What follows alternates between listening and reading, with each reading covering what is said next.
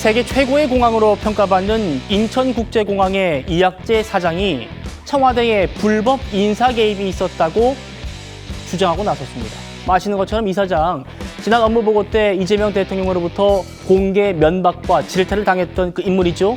들어보시죠. 대통령실의 초법적 권한 남용과 이로 인한 위험성을 국민 여러분께 알리고자 이 자리에 섰습니다. 지난 국토부 업무보고 당시 발생한 책갈피 외화 밀반출 검색 논란 이후 인천공항은 현재 10년 만에 유례없는 특정감사를 받고 있습니다. 인천공항에서 또 다른 트집잡기를 찾고 있다는 흉흉한 소문이 자자합니다. 정기 인사를 신임 기관장 취임 이후로 미루라는 대통령실의 불법적인 압박이 이어졌습니다. 제가 정기 인사의 불가피성을 강조하며 뜻을 굽히지 않자 인사 내용을 대통령실 사전 보고 및 승인 후 시행 등 초법적인 가이드라인을 제시하며 불법적 인사 개입이 이어졌습니다. 그럼에도 법과 원칙대로 인사를 시행하자 대통령실에서 많이 불편해한다는 노골적인 불쾌감이 전해왔습니다. 대통령실에 촉구합니다. 불법 부당한 지시로 실무자들을 괴롭히지 말고 차라리 사장인 저를 해임하길 바랍니다. 차라리 나를 해임해라. 그러면서 1월 1일자 정기 인사 인천국제공항 세계적인 공항입니다. 그 정기 인사 앞두고 작년 11월 이때는 대통령실이었죠. 대통령실의 뜻이라면서 신임 기관장이 올 때까지 신임 인천국제공항 사장이 올 때까지 인사를 미루라. 지속적 압력이 있었다는 거죠. 다음이요. 인사권은 사장 고유 권한이고 대통령의 개입 여지 전혀 없는데도 지속적인 압력 행사했다. 이건 퇴진 압박이다. 차라리 나를 해임해라. 고진할 변호사님. 이학재 사장 아시다시피 윤 정부 때 임명됐습니다만 임기가 있잖아요. 오늘 6월까지입니다. 그런데 대통령실에서 다음 사장 올 때까지 인천국제공항에 인사 내지 말라라고 했다는 얘기예요. 어떻게 보십니까? 굉장한 문제가 있죠. 이거는 직권 남용의 문제가 있습니다. 지금 직권을 남용해서 권리 행사를 지금 방해하고 있거든요. 인사권은 인천공항공사 사장의 고유한 권한입니다. 이거에 대해서 이래라 저래라 할 수가 없거든요. 이게 범죄 혐의가 있는 것입니다. 게다가 지금 임기가 6월이지만 작년 11월부터 이런 압박이 내려왔다라고 하면은 후임 사장을 뭐 8개월 이상 기다려가지고 아무것도 하지 말라 뭐 이런 얘기밖에 안 되는 거잖아요. 결국은 그냥 나가라. 내 말대로 인사하든지 둘 중에 하나인데 이거는 사실 어떤 정치권이 이런 공사마저도 정치 승리의 전리품처럼 생각을 하는구나. 굉장히 부적절하다 이렇게 생각을 합니다. 예. 그리고 저는 이런 소모적인 논란이 없게끔 하기 위해서 정권 바뀌었을 때 민주당이 다 가지고 있으니까 법 맘대로 바꿀 때 이것도 대통령 임기와 맞춰가지고 바꿔라 이런 얘기도 드렸었거든요. 근데 야당 시절에는 또 그런 주장하다가 여당이 돼가지고서는 또 그런 주장 쏙 들어가고 그거에 대해서 법안도 안 만들어요.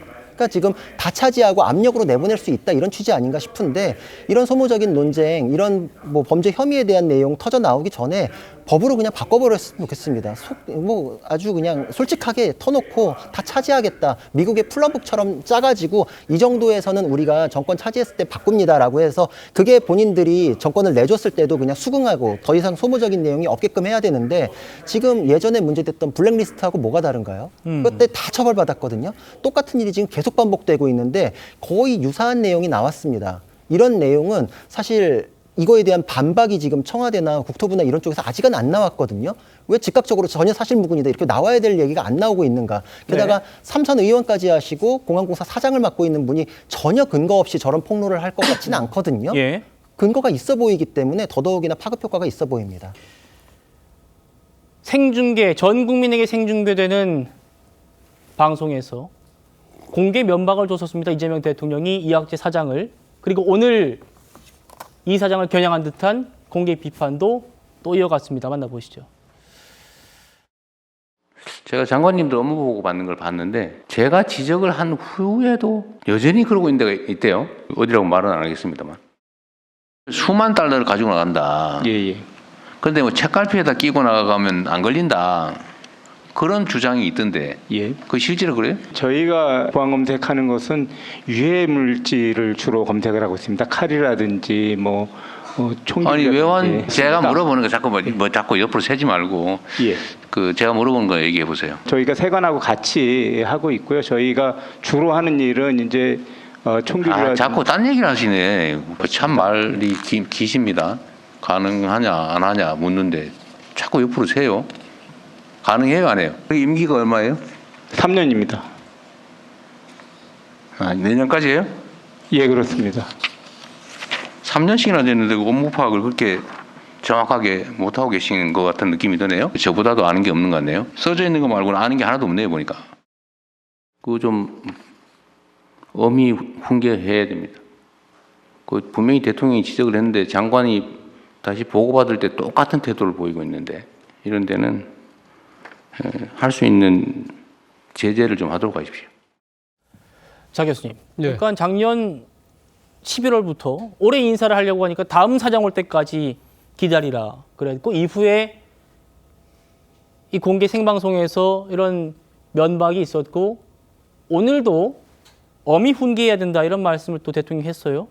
이학재 사장 얘기까지 어떻게 보셨습니까? 일단 오늘 대통령이 이야기한 엄히 훈계해야 된다는 것은 언론의 해석으로는 아마 이학재 사장을 겨냥한 것이 아닐까라는 지금 추측을 하고 있습니다만 그 정확한 속내, 대통령 속내를 알 수는 없습니다만 충분히 그렇게 비치는 건 사실인 것 같습니다.